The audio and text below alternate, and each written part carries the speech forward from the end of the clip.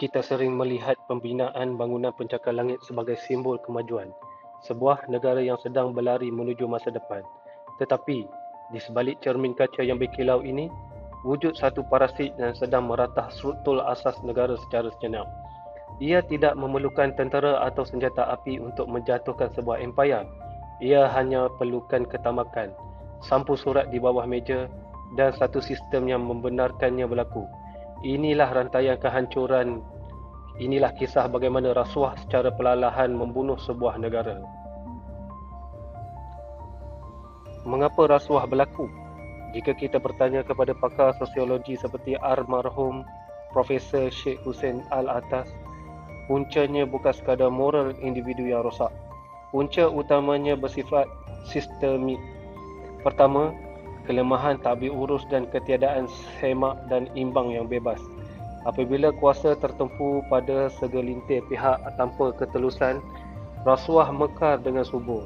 Laporan Transparency International menunjukkan negara yang gagal melindungi pemberi maklumat atau whistleblower sering mencatatkan rekod rasuah yang terburuk.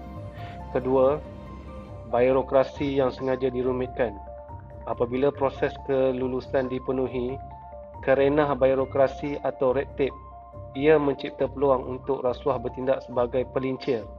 Peniaga kecil terpaksa membayar duit kopi semata-mata untuk mendapatkan lesen yang memang menjadi hak mereka. Dan ketiga, campur tangan politik dalam institusi penguatkuasaan. Apabila agensi yang sepatutnya menangkap rasuah dikawal oleh mereka yang memegang kuasa, undang-undang menjadi tumpul kepada golongan elit, tetapi tajam menghukum rakyat biasa.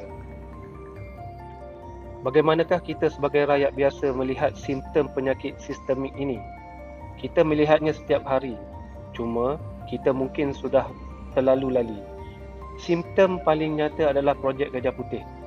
Laporan demi laporan seperti laporan Ketua Audit Negara saban tahun mendedahkan ketirisan ratusan juta ringgit. Projek hospital, sekolah dan jabatan terbengkalai. Kenapa? Kerana dana asal telah dipotong di setiap lapisan rantaian kontraktor kroni. Simptom kedua, infrastruktur yang membahayakan nyawa. Jalan raya yang baru diturak kembali berlubang dalam masa sebulan. Bumbung dewan sekolah runtuh. Ini berlaku apabila spesifikasi bahan binaan diturunkan taraf semata-mata untuk memaksimumkan keuntungan haram pihak tertentu. Dan simptom ketiga yang paling menjolok mata, kekayaan yang tidak masuk akal.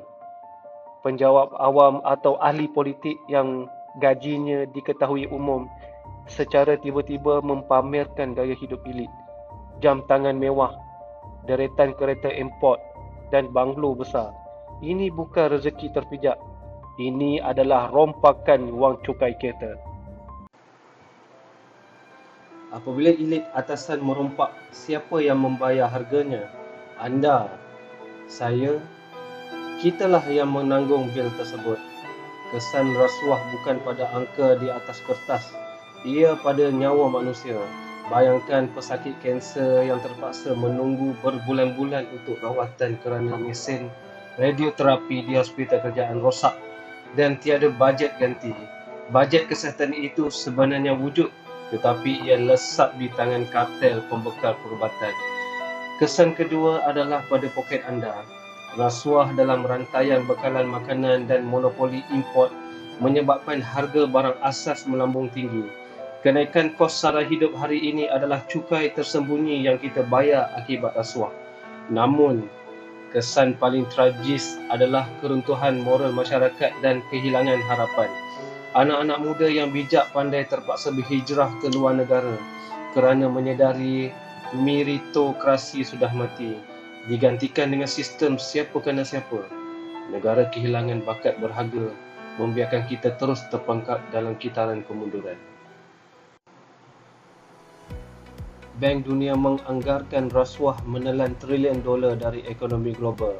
Tetapi kita tidak perlukan statistik global untuk merasai keperitannya di tanah air sendiri. Rasuah bukan budaya kita, ia adalah penyakit yang kita biarkan berjangkit. Jika kita tidak memecahkan rantaian ini dengan mendesak ketulusan undang-undang, menolak politik wang dan berani melaporkan penyelewengan, kita hanya menunggu masa untuk melihat negara ini terkubur. Pilihannya ada di tangan kita. Putuskan rantaian kehancuran ini sebelum ia memutuskan masa depan kita.